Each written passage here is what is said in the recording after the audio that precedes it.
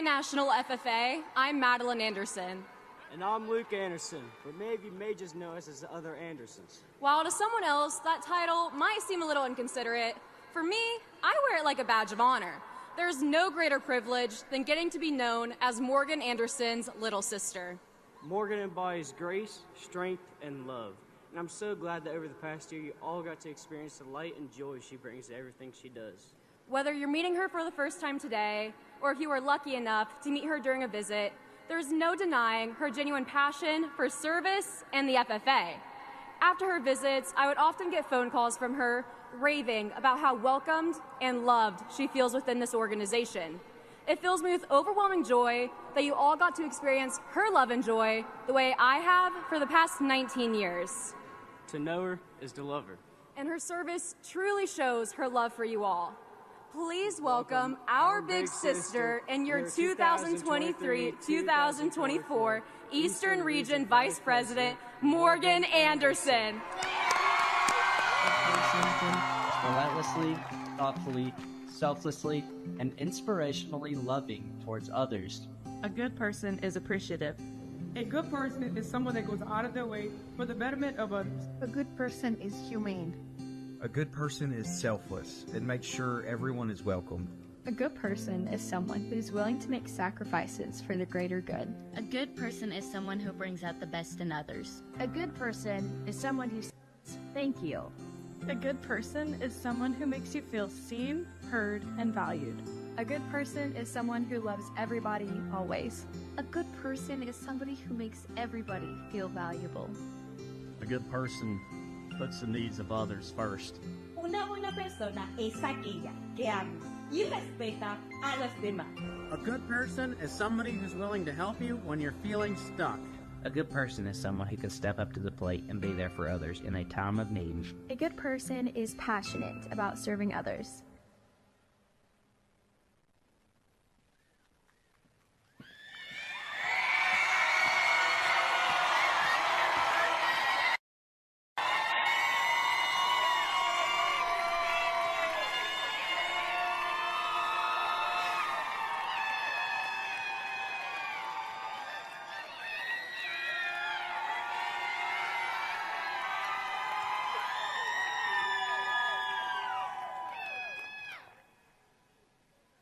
What does it mean to be a good person? Yesterday, I wrote my final thank you note as a national officer. Like all the others, I signed it and included the phrase, "A good person is a gift to the whole world." It sounds nice, right? Served as a compliment and bridged the gap between professionalism and a genuine acknowledgement of someone's good doings. But after 12 months of reflecting on those words, I found myself asking, well, what does it truly mean to be a good person? And now, I think I've cracked the case. First, let's focus on the word good. Good does not mean perfect, and thank goodness for that, because I am far from perfect. For example, my earliest memory, well, it's one full of adrenaline, satisfaction, and wonder. It was my favorite hobby from when I was a baby until the age of 3, when my parents taught me that it was not socially, morally, or legally acceptable. Yeah, it was committing theft. Yeah, that girl had some sticky fingers and a knack for collecting. You see, whether at a store or a family gathering, I would collect mementos. Everything from TV remotes to your mom's jewelry. Without fail, I'd set off theft detectors, and anytime we left a family gathering, if someone was missing anything, everyone knew to check my purses. My life of crime started, and thankfully ended, at a very young age. The letter of the law says, "Thou shalt not steal." So for this reason, and many others, I myself am far from perfect. Most of us are not perfect. In fact, none of us are. The good people I mentioned in my thank you notes, they are not perfect. They are good, but they aren't perfect. Good people don't have to cross every T and dot every I, but gosh darn it, they do have to pick up the pencil and try. We don't we don't need perfect people. We need good ones. Those who wake up each day determined to do good, and let that be enough. Being good isn't unattainable because it's within reach for all of us. That brings us to the first part of our definition. Good does not equal perfect. Okay, yeah, Morgan, so we get that, but how do we know if we are a good person? Well, for me personally, I've learned this one the hard way when good is missing. It all starts with a humbling moment in a high school bathroom. It's February of 2020, and it's a true winter in the Midwest. Every day looks pretty much the same, cold, dark, and cold. Throw in some snow, voila, you have yourself a Midwest winter. It's 9 a.m. on a Tuesday, and I'm in the middle of my junior year of high school. I had prepared public speaking practice after school, a Subway sandwich packed in my lunchbox. I'm on my way to sit with my group of friends in chemistry class, just like I always do. I am content. As I have my books in hand, I make my way through the door into chemistry class, and I find my seat right next to my friend who I'm lab partners with. It's always nice when you have friends in class. Our teacher hands us our assignment, and conversations begin to flood the room. Until I hear this.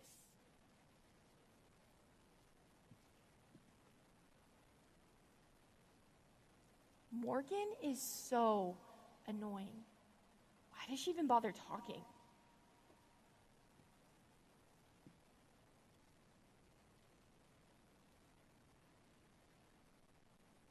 Did my friends just say that about me?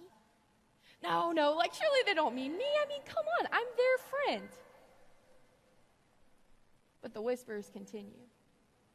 They're talking about me, and they want me to know it. I stare at the whiteboard. Time stops. My palms are clammy. My face is hot. My vision is going blurry. My body is completely numb. I can't feel a single thing in my entire body as my brain fills with nerves. I do not understand what's happening, but I do know that I need to get out of here. All I can hear are their words as my heartbeat grows louder and louder and louder. With every ounce of my body that I cannot feel, I manage to stand up and walk out of chemistry class without looking back. I make my way down the hallway with blurred vision and numb body. I turn into the nearest bathroom, but I can't even make it into the nearest stall for some privacy before I start hyperventilating and tears begin streaming down my face.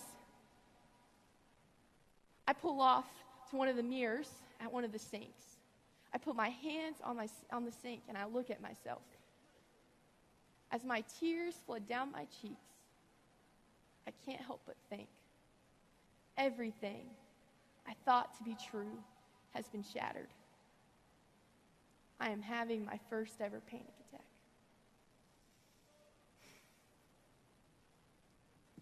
Time goes by, and I am unable to pull myself together. I'm breathing air, and yet none of it feels like it's reaching my lungs. I need help, and yet I'm all alone.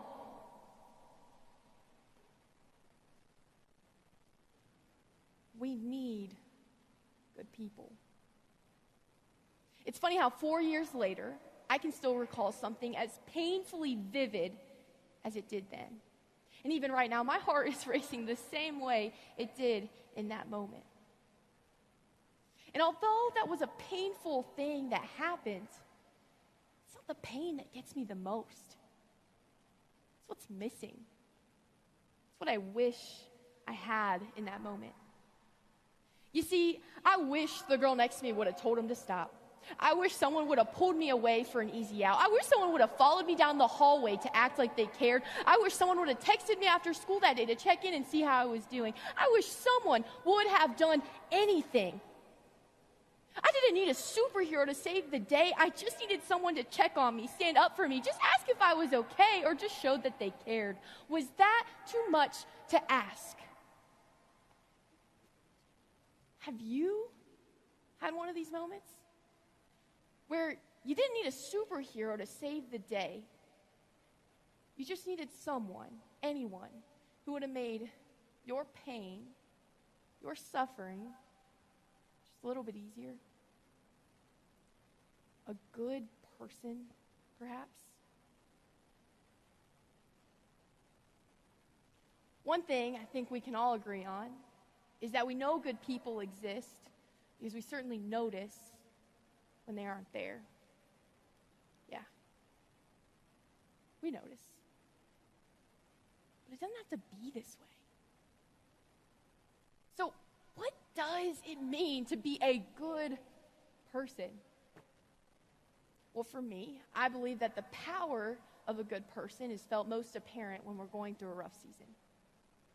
For me, a rough season was when my parents were going through a divorce when I was in the first grade. Anybody else have their parents go through a divorce too, split up? Yeah, a decent amount of us. I'm right there with you. And if that's not a part of your story, I am sure you have your fair share of rough seasons too. I don't question that. But for me, that was my rough season.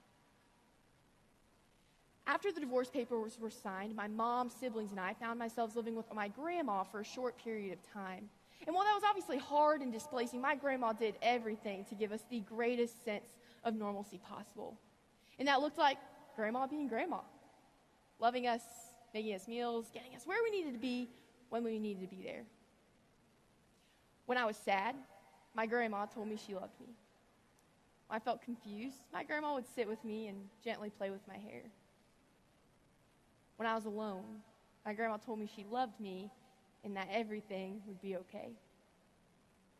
I never had to wish for somebody to be there because my grandma always was.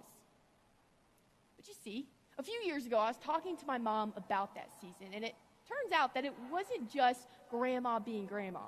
You see, what I didn't know is that my grandma had actually financially footed some of our bills, gotten us some of our meals and groceries. And at Christmas time, when my mom didn't have the means to get us many gifts, my grandma did. But what strikes me most is this. It wasn't my grandma's name on all those presents. It was my mom's. She gave all of the credit to my mom. Good is a verb. It's not who you are, it's what you do. It's a verb in action. It's something we do for others. My grandma taught me that to be good, we must do good. It's something we do for those around us. Think of the people who are doing good in your life right now. Whether that's the family member, the grandparent, the parent, the friend, the teacher, the stranger. Who is doing good in your life right now? Think of them. Picture them in your mind. I'm lucky enough to have my good person, my grandma, here with us today. Let's give her and all of the good people in our lives a big round of applause.